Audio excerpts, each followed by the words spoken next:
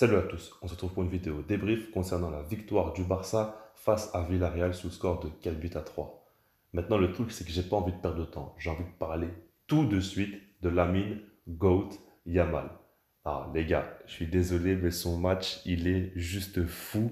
Et je vous dis la vérité, sincèrement, je suis choqué de sa performance. Parce que, au bout d'un moment, voilà, comme vous le savez, c'est un 2007, il a seulement 16 ans, il commence déjà à être titulaire, il montre de très très belles choses.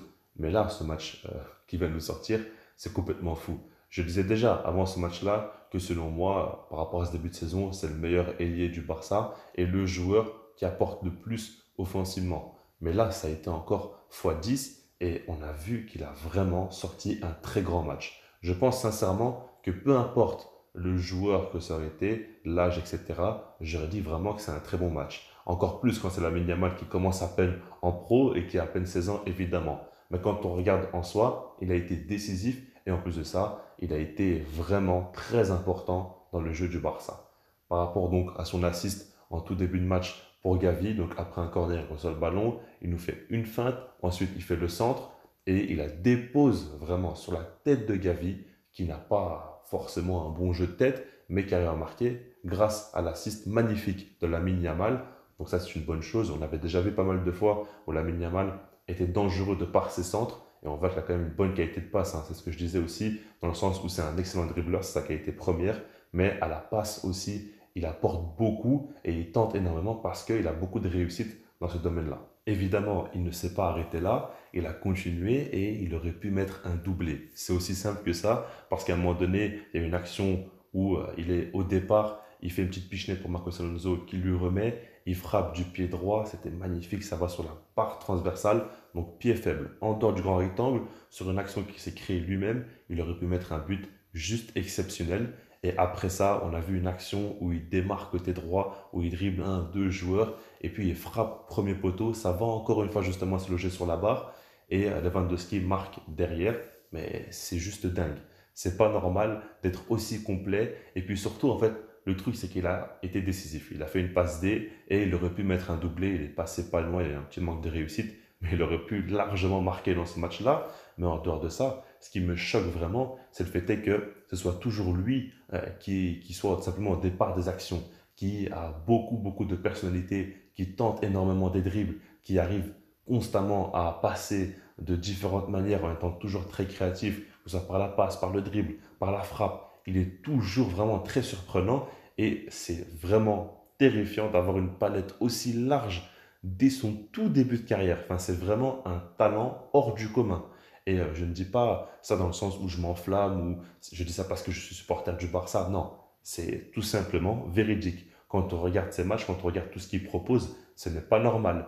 Et vraiment, quand on regarde même les autres ailiers du Barça, il est de loin le meilleur, de loin le joueur qui tente le plus, mais qui réussit le plus et qui apporte des solutions à plusieurs types de problèmes différents. Donc Lamine Yamal, ce match-là, il est exceptionnel et honnêtement, ça commence à devenir inquiétant parce que là, il mérite tout simplement de continuer à être titulaire et s'il continue à cette vitesse-là, ben, je ne sais pas qu'est-ce qui pourrait l'arrêter. En tout cas, Rafinha a vraiment beaucoup de soucis à se faire et je pense qu'il va vraiment se mordre les doigts d'avoir pris ce carton rouge idiot. Et en tout cas, pour moi, c'est totalement mérité qu'il réfléchisse un peu plus et qu'il s'achète un cerveau parce que là, la Yamal est tout simplement passé devant lui, ce qui est logique.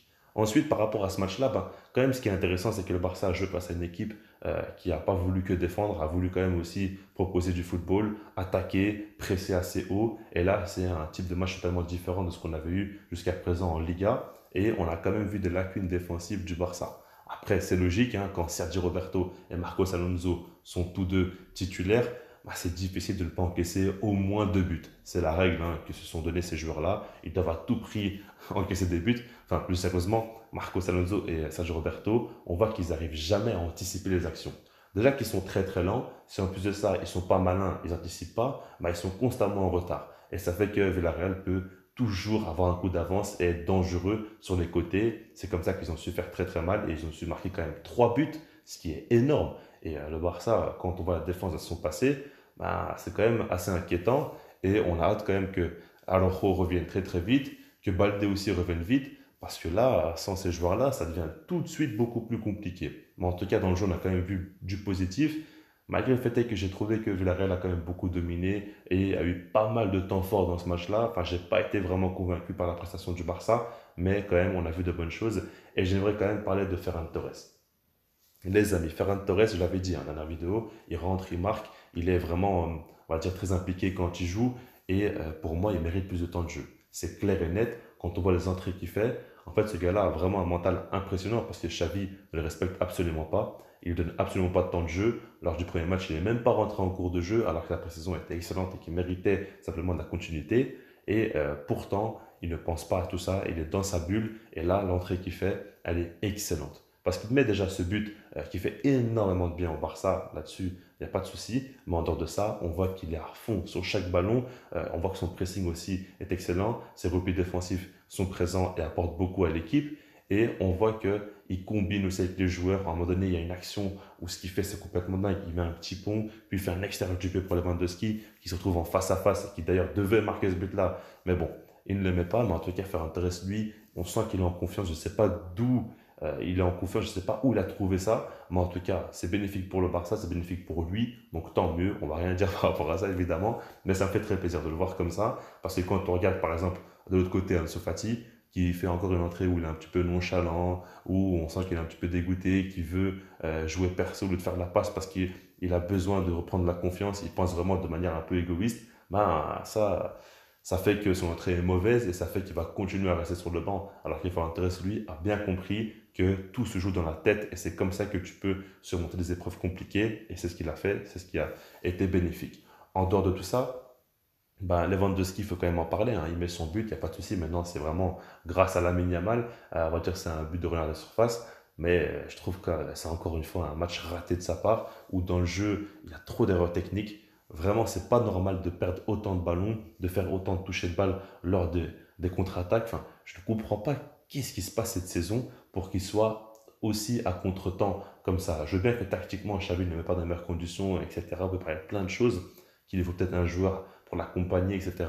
Mais au bout d'un moment, techniquement, tu es au Barça. Il faut quand même que tu arrives à jouer en remise, en une touche, que tu arrives un petit peu à comprendre les déplacements de tes coéquipiers. Et là, bah, ce n'est pas le cas du tout. Donc ça me dérange fortement et ça commence à m'inquiéter sérieusement parce que si il ne se réveille pas vite, ça va être compliqué pour lui cette saison. Parce que là, vraiment, c'est très très faible.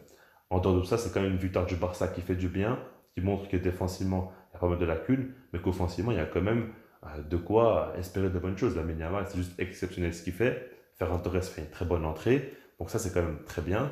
Après, ben, on voit que Gavi peut marquer aussi, hein. Bon, ça fait toujours plaisir.